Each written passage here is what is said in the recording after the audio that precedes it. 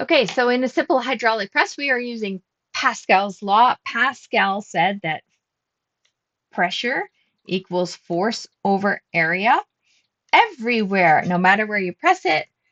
Pascal had a bottle and pressed on that bottle with a cork or a stopper and said that the amount of force that he pressed on here over this cross-sectional area made pressure happen, and pressure happened evenly in all directions.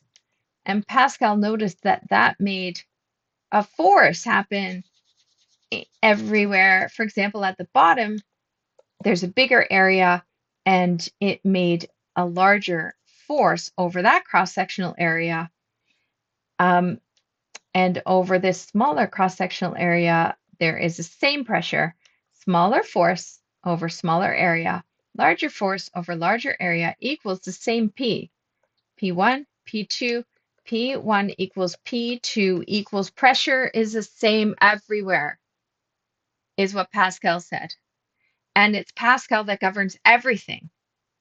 For example, a simple hydraulic press. It's got a 2 centimeter input piston.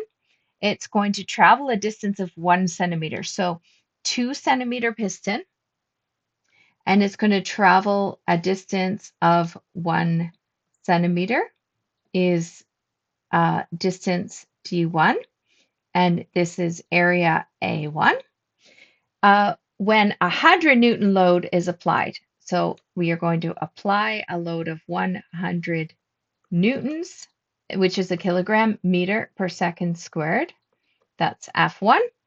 And the output piston is 20 centimeters. So this is how much hydraulic fluid we moved. We moved this volume of fluid, but that volume of fluid is connected to another piston. It can go in any direction.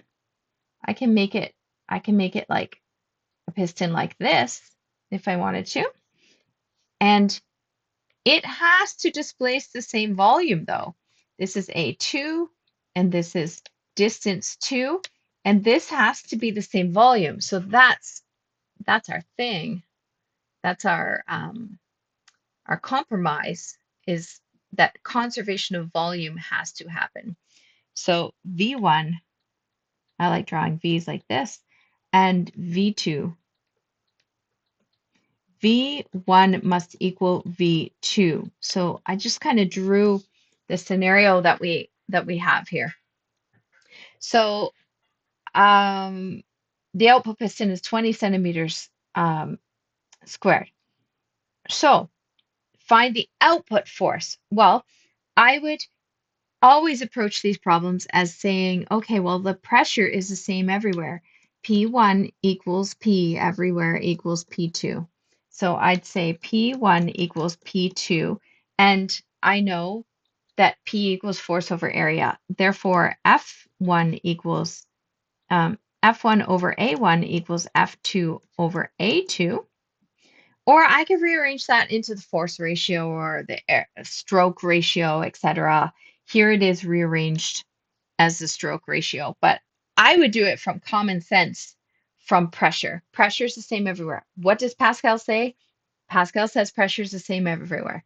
Pressure is force over area, therefore force over area is the same everywhere. Force over area is the same everywhere.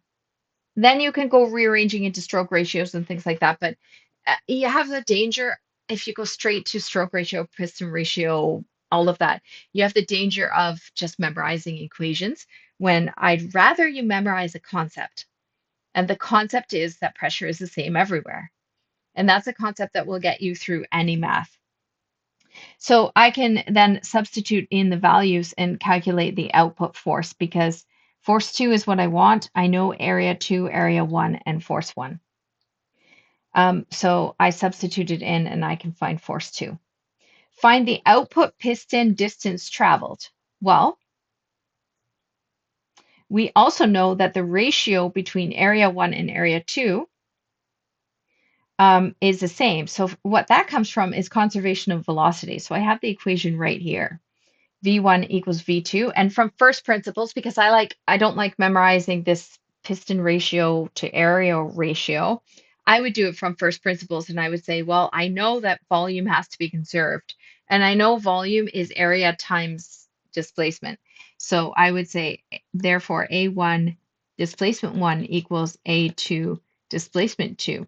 So I actually wouldn't solve it like this, memorizing the formula. I would go to first principles. Conservation of volume has to be conserved in order for Pascal's law to be true. So A1 D1 equals A2 D2. I can substitute in, and I know A1, I know D1, I know A2. I solve for D2, and there we go, D2. Find the input energy. Here I have to remember what energy is. Energy is work. Energy equals work equals force times displacement.